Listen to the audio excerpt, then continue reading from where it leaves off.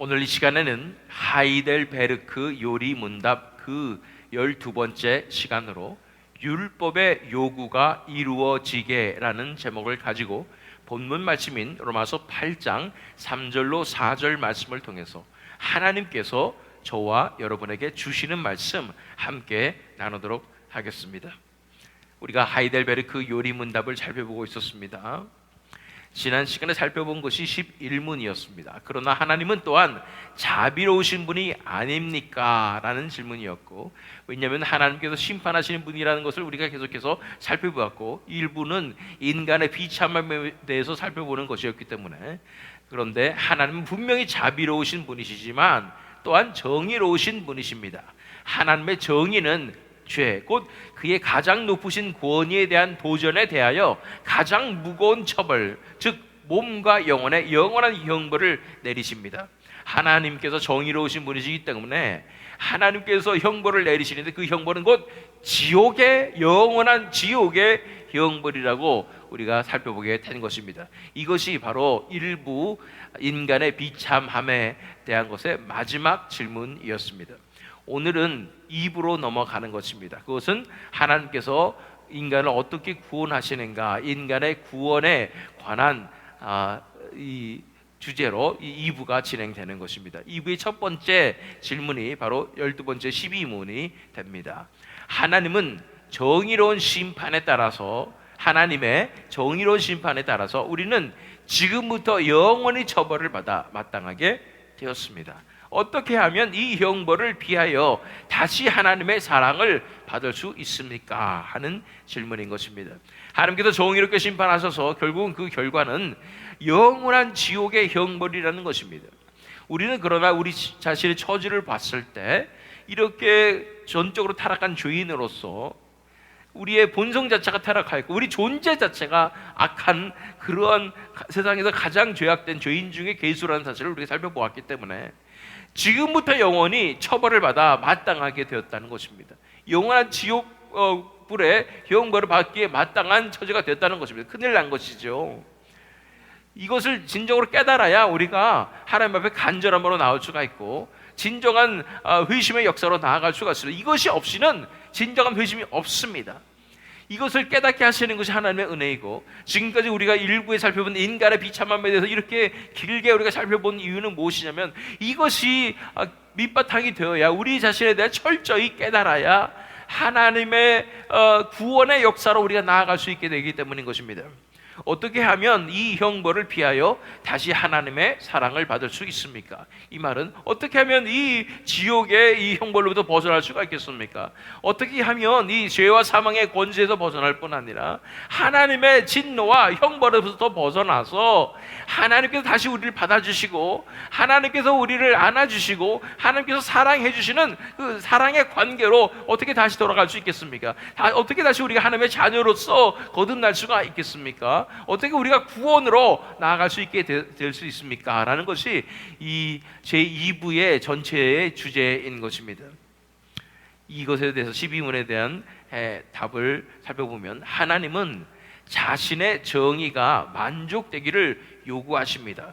그러므로 우리 스스로나 다른 이가 하나님의 정의를 완전하게 만족시켜 드려야 합니다. 라는 해답을 하고 있습니다. 하나님께서 아까 우리가 지난 시간에 살펴본 것이 정의였잖아요. 그 정의가 만족되는 것을 요구하신다고 말씀하는 것입니다. 그래서 우리 스스로나 다른 사람이 하나님의 정의를 완전하게 만족시켜야 우리가 이 형벌을 피해서 하나님의 사랑을 다시 받을 수 있는 구원으로 나갈 수 있다는 것이, 그것이 전제 조건이고 그것이 우리의 목표라는 것입니다. 하나님의 정의가 만족되어야 한다는 것입니다.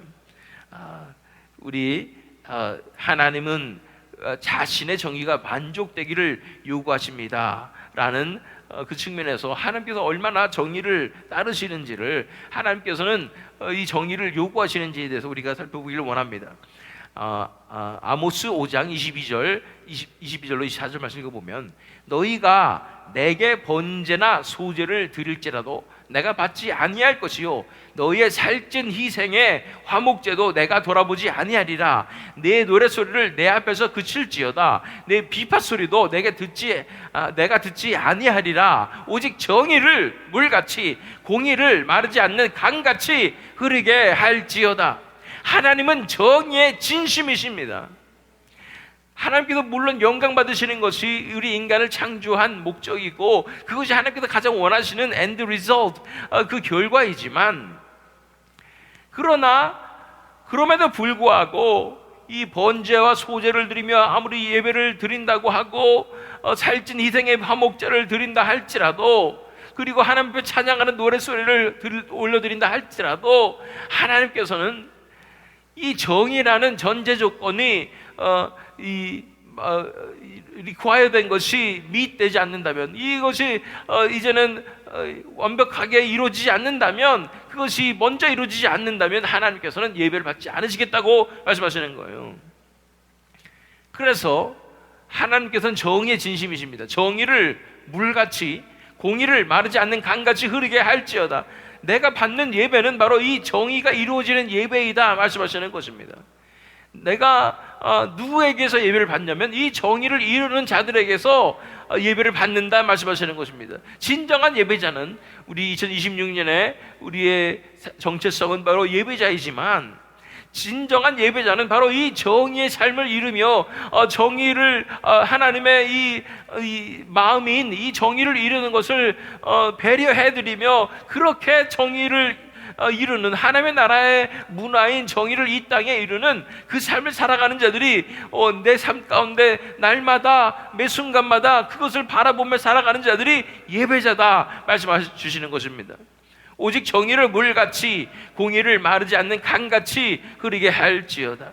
계속해서 로마서 2장 6절로 8절 말씀 읽어보면 하나님께서 각 사람에게 그 행한 대로 보응하시되 참고 선을 행하여 영광과 존귀와 썩지 아니함을 구하는 자에게는 영생으로 하시고 오직 당을 지어 진리를 따르지 아니하고 불의를 따르는 자에게는 진노와 분노로 하시리라 말씀하시면서, 하나님께서는 이 정의가 이 땅에 이루어지는 것, 이 불쌍한 자를 돕고 하나님의 의를 이루는 그 정의가 이 땅에 이루는 그 삶을 살아가는 자들에게 영생을 주시고, 그러나 그렇지 아니하고 하나님의 정의와 상관없는 자신의 욕심을 따라서 다른 사람을 착취하는 그런 삶을 사는 사람들에게는 진노와 분노로 하시겠다고 말씀하시는 것입니다.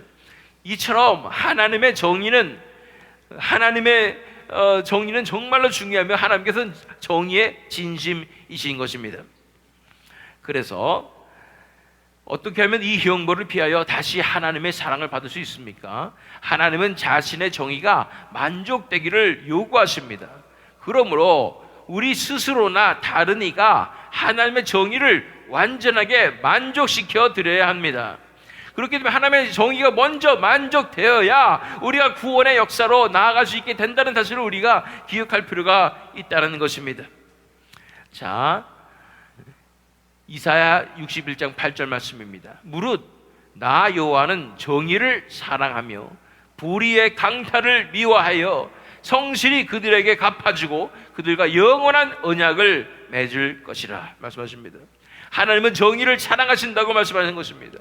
그리고 정의의 반대는 불의의 강탈인 것입니다.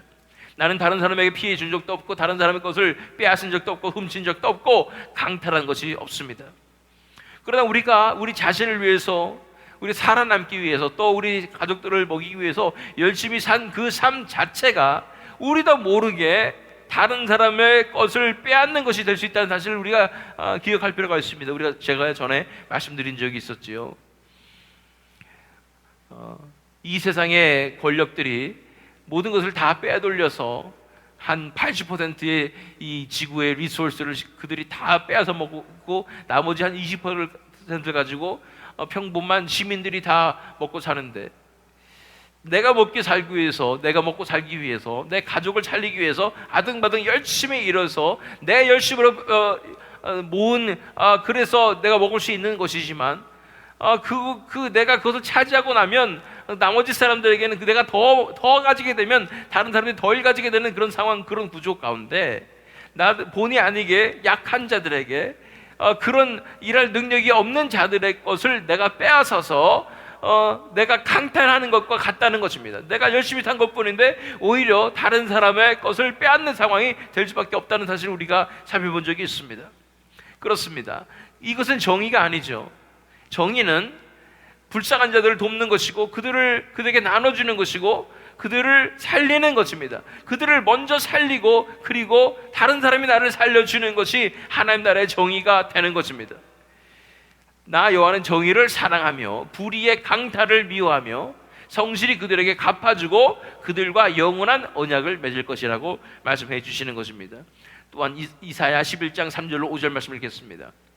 그가 여호와를 경외함으로 즐거움을 참을 것이며 그의 눈에 보이는 대로 심판하지 아니하며 그의 귀에 들리는 대로 판단하지 아니하며 공의로 가난한 자를 심판하며 정직으로 세상의 겸손한 자를 판단할 것이며 그의 입에 막대기로 세상을 치며 그의 입술의 기운으로 악인을 죽일 것이며 공의로 그의 허리띠를 삼으며 성실로 그의 몸에 띠를 삼으리라.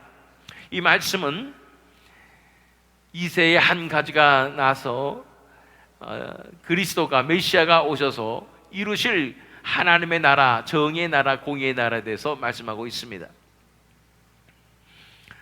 하나님은 정의의 진심이실 뿐 아니라 하나님의 소원이 정의가 이 땅 가운데 이루어지는 것입니다. 그 하나님의 마음이 온통 거기에 가 있는 것입니다. 그래서 정의의 왕이신 예수 그리스도를 세우심으로 온 땅 가운데 하나님의 나라의 이 삶인 이 정의가 이 땅 가운데 이루어지게 하실 거라고 선포하시는 것입니다. 여호와를 경외함으로 즐거움을 삼을 것이며 그의 눈에 보이는 대로 심판하지 아니하며 그의 귀에 들린 대로 판단하지 아니하며 공의로 가난한 자를 심판하며 정직으로 세상의 겸손한 자를 판단할 것이며 그의 입의 막대기로 세상을 치며 그의 입술의 기운으로 악인을 죽일 것이며 공의로 그의 허리띠를 삼으며 성실로 그의 몸에 띠를 삼으리라. 이렇게 하나님께서 정의의 진심이실 뿐 아니라 정의를 사랑하시고 정의가 소원이라고 우리가 알게 될 때에 그 하나님의 이 정의의 이 심각성을 우리가 알고 그 정의를 완성시켜드리며 이루어드리는 것이 자녀로서의 우리의 소명이며 우리가 살아가야 할 삶임을 우리가 알 수가 있는 것입니다. 어떻게 그러면 이 해답이 뭐였습니까? 그러면 우리 스스로나 다른 이가 하나님의 정의를 완전하게 만족시켜 드려야 합니다라는 것입니다. 우리가 그 정의를, 하나님의 정의를 만족시켜 드리는 그런 삶으로 나아가야 한다는 것인데 우리는 그런 능력이 있는가요? 그렇지 않다는 게 문제입니다. 이 하나님의 정의를 이루는 것이 사실은 율법의 정신 아니겠습니까? 율법이 무엇입니까?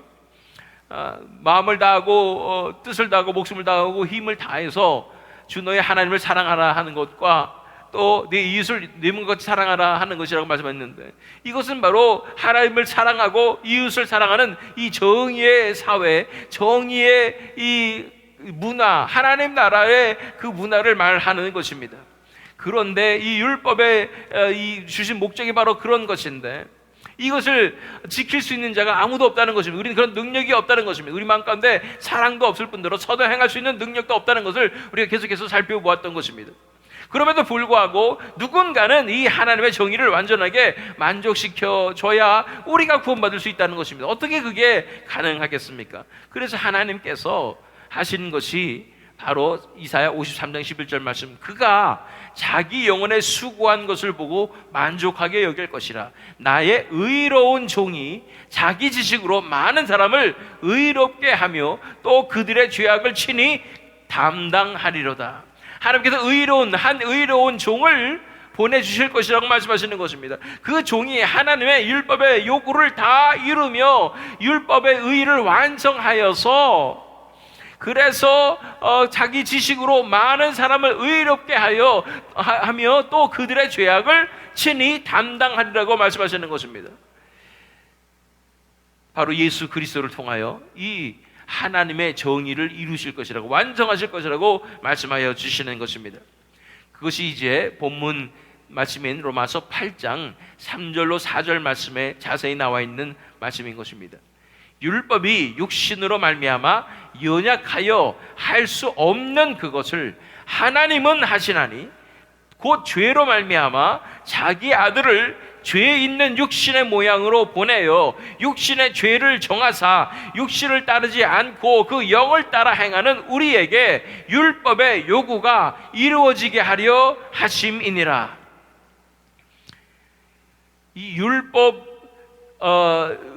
주신 하나님께서 이것을 지킬 수 없는데도 불구하고 지키려고 노력하다가 율법주의에 빠져서 오히려 죄가 드러나고 그래서 더 죄인된 모습으로 살아가는 우리에게 하나님의 아들이신 예수 그리스도를 보내셔서 율법의 요구를 완전히 이루시는 그 삶을 살아내게 하시되 이제 마지막에 십자가에 순종하심으로써 그 율법의 의를 온전히 완성하심으로, 율법의 완성은 뭐냐면 결국은 자기 희생입니다. 자기가 온전히 드려지는 것입니다. 산제물로 드려지는 것이고 전제로 드려지는 것이 바로 율법의 이 마지막 관문인 것이, 의의 마지막 관문인 것입니다. 그것이 다 되었을 때 의가 완성이 되는 것이죠. 하나님의 이 정의가 그것으로 희생으로서 완성이 된다는 사실을 봐야 하는 것입니다. 그것을 예수님께서 이루셨을 뿐 아니라 그 길을 더 놓으시고 우리도 예수님 손 붙잡고 그 길을 가게 하신 것이고 예수님께 닦아놓으신 그 십자가의 길로 걷게 하신 것입니다. 그래서 육신을 따르지, 그래서 우리 육신을 가지시고 이 땅에 오셔서 이제는 십자가에서 그 육신을 못 박으심으로 우리도 그 예수님을 믿음으로 말미암아 우리 자신의 육체도 십자가에 못 박히고 이제 예수님의 영이 우리에게 새 생명을 부어주심으로 말미암아 우리에게 새 영이 부어주심으로 말미암아 이제는 우리가 육신을 따라 행하지 아니하고 내가 육신의 그 권세가 죄악의 권세가 끊어지고 이제는 영의 권세가 하나님의 영의 권세가 우리에게 주어져서 그 영에 따라 사는 우리에게 이제는 예수님의 그 의가 우리에게 전가되어서 율법의 요구가 이루어진다는 것입니다. 우리 삶 가운데 예수님의 의가 우리 삶 가운데 드러나며 나타나는 열매 맺는 삶으로 나아가게 된다는 것입니다. 이것은 법적으로 선언하시는 예수님께서 의를 완성시키시고 그 의를 우리에게 전가하셨기 때문에 우리는 의롭다 하심을 얻었다는 이 법적인 선언뿐 아니라 실제적인 효력, 그래서 예수님의 의가 우리에게 전가되어서 그 예수님의 의가 우리 삶 가운데 일어나서 우리가 그 열매 맺는 삶으로 나아갈 수 있다는 그런 진정한 변화의 역사를 말씀하여 주시는 것입니다. 그렇습니다. 우리 힘으로는 누구도 정의를 이룰 수 없고 하나님의 정의를 만족하게 해드릴 수 없습니다. 그러나 예수 그리스도께서 그 정의를 완성하셨을 뿐 아니라 그 정의의 삶을 우리 삶 가운데서 이제 실현해 내시는 것입니다. 그러므로 말미암아 우리의 삶 가운데 예수 그리스도께서 살아주심으로 말미암아 이 정의의 삶이 완성되게 되게 되는 것입니다. 그래서 우리의 삶을 통하여 하나님 앞에 영광을 돌리며 그래서 하나님의 자녀로서 하나님을 기쁘시게 해드리는 그 삶으로 나아갈 수 있게 되는 것입니다. 너는 세상의 빛이라. 너의 착한 행실로 하나님께 영광을 돌리라고 말씀하셨던 예수 그리스도처럼, 이 말씀처럼 예수님께서 우리 안에 살아주시는 그 의로 말미암아, 의의 삶으로 말미암아 우리 안에서 성령의 열매가 맺혀져서 착한 행실이 맺혀져서 그것으로 하나님을 기쁘시게 해드리며 하나님께 영광을 돌리는 그 삶으로 나아갈 수 있다는 것입니다. 이 인간의 구원의 이 주제를 가지고 하이델베르크 요리문답의 그 제2부를 우리가 시작함에 있어서 우리가 영원히 심판받을 수밖에 없었던 죄인들이었는데 어떻게 다시 하나님의 사랑의 관계로 돌아갈 수 있겠습니까? 제일 중요한 컨셉은 바로 하나님의 정의인 것입니다. 하나님의 정의가 만족되어야 된다는 것이고 우리가 만족시켜드려야 되거나 아니면 다른 이가 하나님의 정의를 완전하게 누군가는 완전하게 만족시켜드려야 된다는 것이고 그렇게 완전하게 만족시키신 분이 바로 예수님이었다는 것을 살펴보았고 그러나 그 예수님께서 우리 안에도 역사하셔서 그 의를 하나님의 의를 만족하게 하시는 그 삶을 우리 가운데 반드시 이뤄내실 것이고 그것으로 말미암아 우리가 하나님 앞에 영광 돌리며 하나님을 하나님을 기쁘시게 해드리며 하나님의 소원인 이 정의를 이 땅에 이루는, 하나님의 나라를 이 땅에 이루는 그 삶을, 그 사명을 감당하는 우리가 되게 될 줄로 믿습니다. 이 말씀 기억하시면서 오늘 하루도 하나님의 정의가 강같이 흐르고 공의가 하수같이 흐르는 그 삶의 열매가 우리 삶 가운데 맺혀져서 우리가 만나는 모든 자마다 하나님의 사랑을 경험하며 예수님을 느끼는, 그래서 만나는 자마다 불붙는 놀란 역사가 일어나는 우리가 되기를, 저와 여러분 되시기를, 또 이 새믿음 장로교 되기를 예수 그리스도의 이름으로 축원합니다.